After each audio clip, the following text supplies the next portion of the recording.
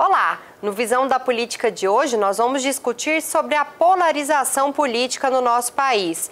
Será que vai persistir nas eleições municipais? Quem vai nos ajudar com todas essas respostas é o cientista político Mário. Seja muito bem-vindo ao Visão da Política. Obrigada por ter aceito o nosso convite. Obrigado, Mona Lisa. Boa tarde. É um prazer estar aqui participando do seu programa e estar ajudando na conversa com o seu público. Bom, na sua opinião, qual vai ser a dinâmica das eleições municipais? A polarização entre esquerda e direita vai persistir? Em certa medida, sim, mas a eleição municipal, ela é diferente do que a gente observou principalmente em 2022, porque aqui a problemática da cidade ela é muito próxima do eleitor. Então, às vezes a gente brinca o seguinte, né? O buraco na rua, lâmpada queimada, não tem ideologia. Então é o seguinte, a discussão de esquerda ou direita, PT, PL, qualquer coisa que o valha, ela faz alguma diferença, mas não é isso que as pesquisas que a gente tem feito demonstram, pelo menos não para Goiânia. As pessoas acreditam que a polarização enche barriga, usando esse termo assim, porque as pessoas acreditam que talvez a saída para vários problemas seria votar no candidato de direita ou no candidato de esquerda. Isso enche barriga? Isso resolve os problemas da sociedade? Não. Pensando no contexto da eleição municipal, com certeza não, certo? É um aspecto importante no processo de decisão do eleitor, é algo que eles levam em consideração, principalmente, eu acho que importa mais para o eleitor decidir em quem ele não quer votar do que em quem quer votar de fato. Mas o aspecto que mais impacta, acho que nesse momento, é a capacidade do próximo prefeito, do próximo gestor municipal, seja de qual cidade for, de resolver os problemas da cidade. Nós temos feito alguns trabalhos nas principais cidades do estado e a gente pergunta o perfil do candidato a prefeito ideal. E geralmente tem dois aspectos que despontam, sempre é honestidade e competência. Então você percebe que a questão dos valores, de algumas questões que são mais ligados a uma pauta de costumes, ela pesa menos. O camarada quer o seguinte, eu quero alguém honesto e competente. Aí o trabalho, principalmente de quem está conduzindo uma campanha ou pensando uma campanha, é traduzir esses dois elementos em narrativas para os candidatos. Dentro das pesquisas que vocês têm feito, o que seria a tradução de um candidato competente? O candidato competente, ele é o candidato que consegue, é o candidato que entrega, é o candidato que resolve os problemas da cidade. E a gente pode olhar também que ele não adianta só entrega, porque a gente tem muito prefeito, Goiás adentro, que tem entrega, mas ele por exemplo, não está bem avaliado. O que acontece com isso? Você tem que ter entrega e comunicação. Você tem que ser capaz o prefeito, né? Ele tem que ser capaz de entregar e dizer para a população o que é que ele está entregando, como ele está entregando e a importância disso para aquele público. Então, quando a gente pensa no atributo competência, tem muito a ver nessa situação. Esse camarada, ele consegue entregar? Ele vai conseguir resolver os problemas da cidade? Então, acho que tem um pouco a ver com isso. As pessoas pensam no candidato que consegue ou não ter uma boa interlocução com o governo estadual, com a Assembleia Legislativa, com a Câmara de Vereadores. O eleitor consegue ter essa dimensão na hora de escolher também, para saber se aquele candidato, se aquele prefeito vai ser competente para ter esse diálogo com os outros poderes?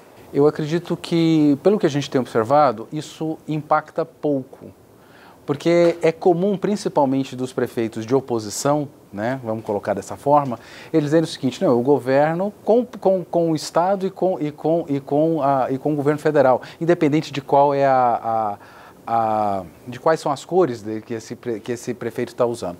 Então, essa importância para o eleitor, ela não é tão significativa assim, porque no final todo mundo sabe que lá pelas tantas eles se resolvem e todo mundo trabalha junto. Por quê? Porque tem um deputado que vai levar emendas para a cidade, tem um senador que vai levar emendas para a cidade, enfim. Então, existe uma negociação que acaba se resolvendo. A eleição municipal, ela é mais uma eleição de zeladoria do que uma eleição de discussão política, por assim dizer. Eu quero saber se o problema da minha rua vai ser resolvido. Em relação aos vereadores, como os eleitores enxergam o trabalho real dos vereadores? A Câmara de Vereadores, de maneira geral, independente da cidade, é um ente que é muito mal avaliado. As pessoas não conseguem avaliar o trabalho dos vereadores. Em cidades menores, fica naquela coisa dos favores que são trocados quando solicitados. Qualquer vereador, hoje, ele tem que trabalhar muito dentro do nicho qual ele representa. Então, por exemplo, se eu defendo um grupo, sei lá, eu defendo os empresários, então eu vou ter que trabalhar naquele nicho, naquela situação. A eleição para o vereador ela é mais complicada. Particularmente, eu acho que a eleição para o legislativo ela é mais difícil do que a eleição para o executivo. Por quê? Porque você tem que trabalhar com essa nuance. Eu não consigo entrar em todos os públicos. Eu tenho que conhecer muito bem o meu perfil de eleitor e, a partir daí, definir, né, o meu discurso, a maneira como eu vou atuar e assim em diante. Seriam as bandeiras, né? Sempre dizem que os candidatos aos cargos do legislativo, eles precisam de uma bandeira. Mas e aí quando eles chegam e eles alcançam aquela cadeira? Tanto no parlamento estadual, mas a gente está falando aqui sobre o municipal. Ele vai conseguir se sustentar lá somente com aquela bandeira? Porque a gente sabe que as discussões no parlamento são diversas. A gente discute sobre todos os aspectos da vida da população. Acontece que, de maneira geral, a população ela não é tão interessada assim no que acontece no parlamento, seja em que nível for.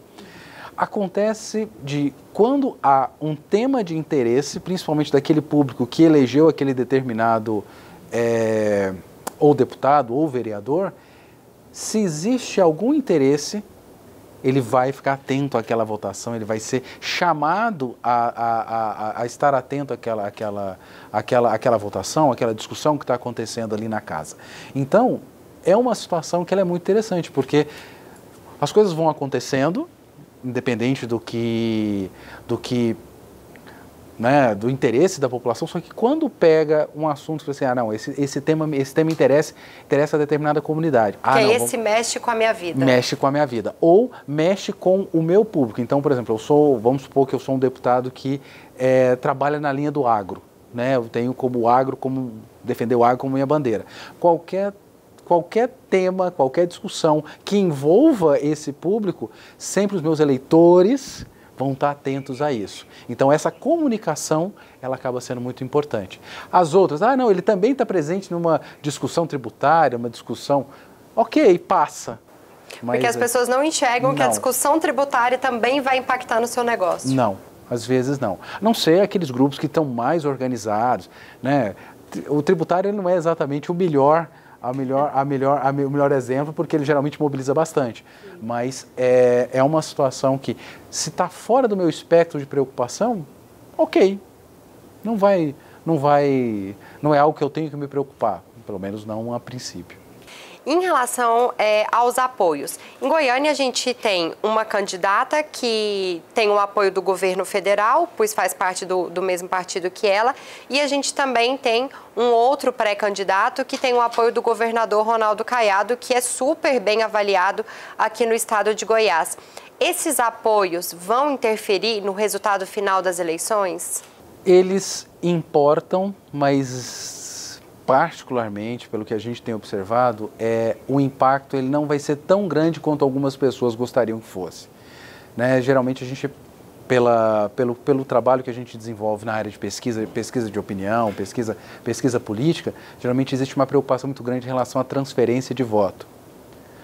Não, o camarada está muito bem avaliado, ele vai conseguir transferir muito voto. Eu falo assim, olha, vamos tomar a seguinte... Se isso é verdade, o governador do estado de Goiás hoje deveria ser outro. Se houvesse uma transferência ponto a ponto, o governador do estado hoje não seria o governador Ronaldo Caiado, seria outra pessoa, por conta do apoio federal. Então, os apoios, isso é muito importante, mas às vezes isso não é o que vai realmente fazer a diferença no final da campanha. Agora, nesse momento, está alinhado a um, está alinhado a outro, mostrar que tem discurso, ou esconder o apoio, porque em alguns casos isso faz diferença, importa. Então, saber como usar esse apoio, ou essa bandeira, ou esse grupo político no qual eu faço, esse candidato faz parte, ele é importante na condução do processo eleitoral. Depois de tantos acontecimentos das últimas eleições, qual vai ser o país, qual vai ser as cidades que vão às urnas agora em 2024? Essa é uma eleição onde a população, ela está um pouco cansada da lógica da polarização, percebeu que isso tem vantagens e desvantagens. Se perguntar, não importa para ninguém? Não, existem eleitores que são fiéis a um grupo, existem eleitores que são fiéis a outro grupo. Mas a grande maioria, aquilo que realmente elege, orbitava esse intermédio, ele é um público que está cansado. E a gente teve algumas experiências ruins a partir daí. Então nós vamos ter um eleitor mais cético, que vai comprar menos a lógica da polarização num primeiro momento. Isso vai importar para alguns, mas para a grande maioria não. E muito provavelmente mais preocupado com os resultados que advirão da próxima gestão do que com outras questões que permeiam. A gente tem um momento onde a população, grosso modo, ela é carente de alguém que resolva os problemas da cidade hoje, mas consiga mostrar e dar caminhos para a cidade do futuro. Uma discussão que ela é muito importante, que, por exemplo, eu faço asfalto, eu cuido da limpeza das ruas, etc. e tal. Quando a gente avalia isso em pesquisa, boa parte da população, principalmente nas cidades maiores, já considera isso assim como uma qualidade obrigatória. Dito de outra forma, é sua obrigação, prefeito. Você não está fazendo mais do que sua obrigação. Isso não vai fazer uma grande diferença.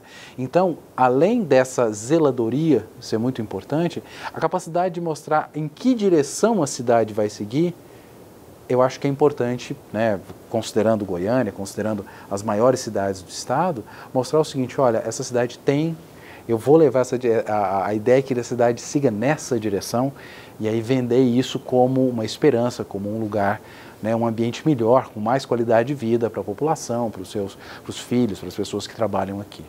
Então, os candidatos, eles devem se atentar a uma gestão de continuidade, digamos assim. Porque o que a gente vê muito dos gestores eles pegam o município, mesmo as coisas que são boas, eles tiram tudo, mudam tudo para deixar com a sua cara.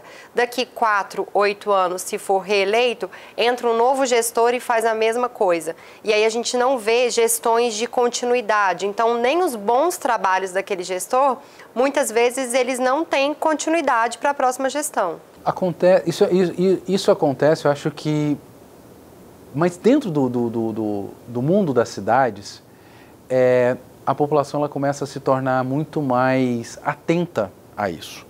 Então, hoje, a história das obras inacabadas, uma coisa começa e não termina, piriri pororó, isso acaba sendo um problema.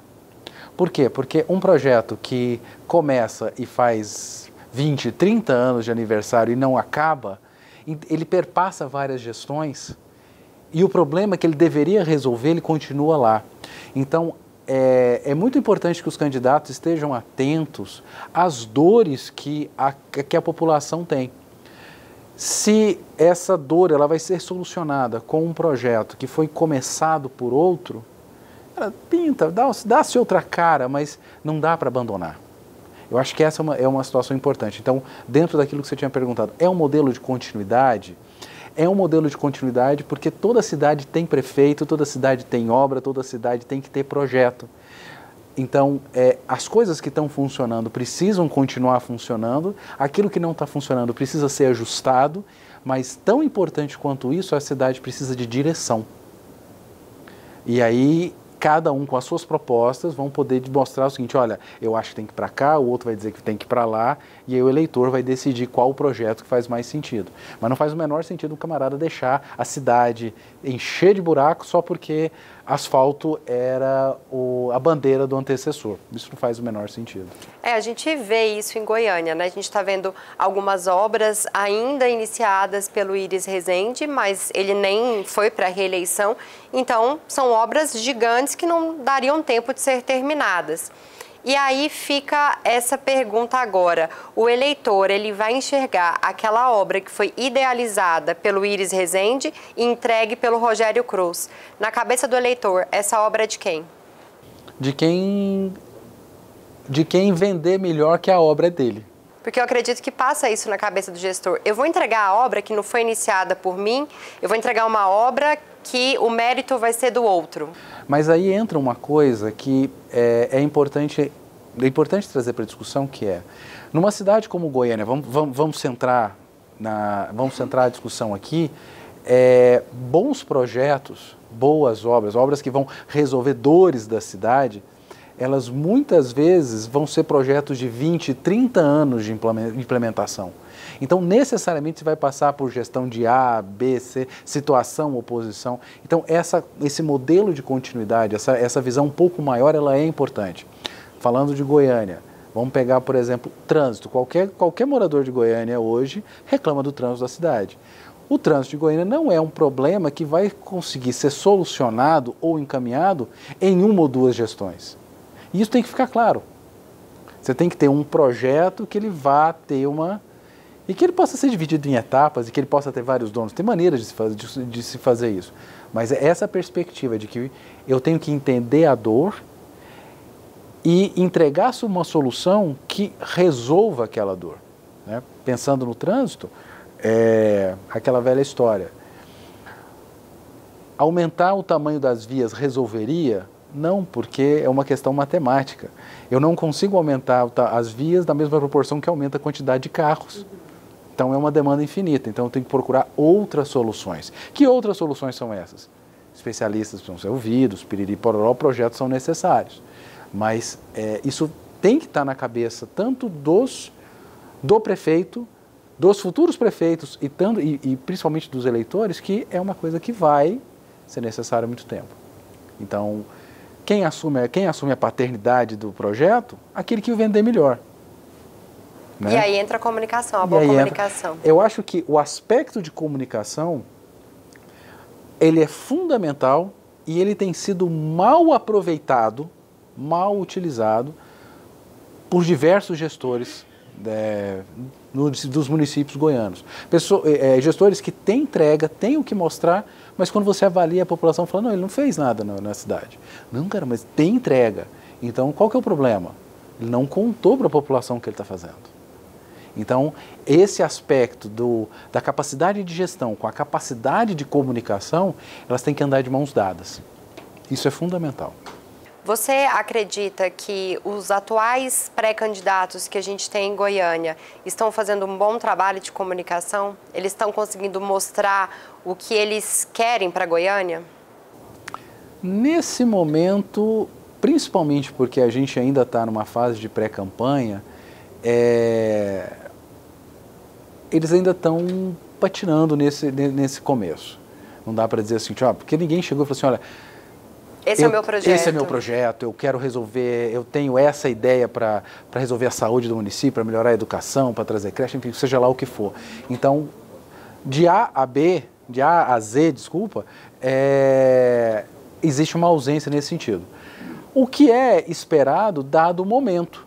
Né? A campanha não começou, os nomes não estão definidos, existem movimentações políticas que elas são inerentes exatamente a esse momento que a gente está vivendo e que, por causa disso, as pessoas preferem guardar. Né? Ninguém apresentou plano de governo ainda, isso ainda nem é uma obrigatoriedade, está dentro do prazo colocado pelo TSE, então ainda não é hora.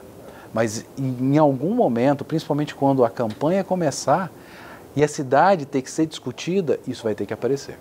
Bom, tem uma pergunta que eu estou sempre repetindo aqui no programa. Algumas pessoas dizem que Goiás é um estado de direita, que Goiânia também é uma cidade de direita.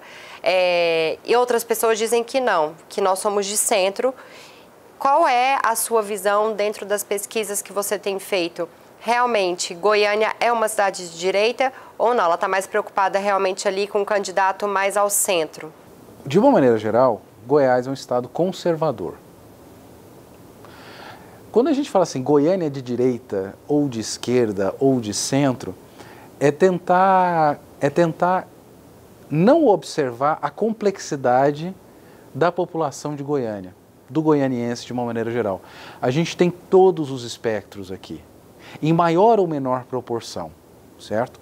Se nós observarmos a eleição passada, né, a gente até poderia dizer, olha, pela eleição nós tivemos mais goianienses que votaram no Bolsonaro, então é uma cidade majoritariamente de direita. Acho que não é o caso. Eu acho que nós temos uma população que tem uma parcela da população sim que é de direita, como nós temos uma parcela da população que sim ela é de esquerda, mas no geral, nós temos uma população que ela entraria num centro moderado, que quer ver as coisas acontecer, que se preocupa com os costumes, mas também com a parte social. Então, não dá para dizer exatamente a população é assim. E claro, existem cidades que têm um outro perfil, mas Goiânia não. Goiânia é mais complexa do que isso. Bom, e para a gente finalizar, qual é a visão política dos nossos eleitores goianos? O eleitor goiano, tá? Isso aí, o goiano é complicado porque ele vai depender do município, tá? Na maior parte dos municípios que nós andamos, né, nós temos feito pesquisa, a gente já rodou mais de 50 cidades do estado de Goiás, várias rodadas, enfim. O que é que nós temos? Boa parte dos eleitores não sabem quem são os candidatos, mesmo nas cidades pequenas, tá? Então a gente testa isso, o nível de desconhecimento e distanciamento do processo político. Nós temos cidades muito pequenas onde a coisa é bem paroquial, isso é vivo. Mas a cidade é um pouco maior, sei lá, mais do que 15 mil eleitores, aí a coisa já começa a ficar distante. Então, nós temos eleitores que estão distantes do processo político, do que está acontecendo, vai depender da cidade, claro, que se interessam, mas que ainda estão escondendo aquilo que vai acontecer. Quando eu olho para Goiânia é uma situação que ela é um pouquinho diferente. Goiânia nós temos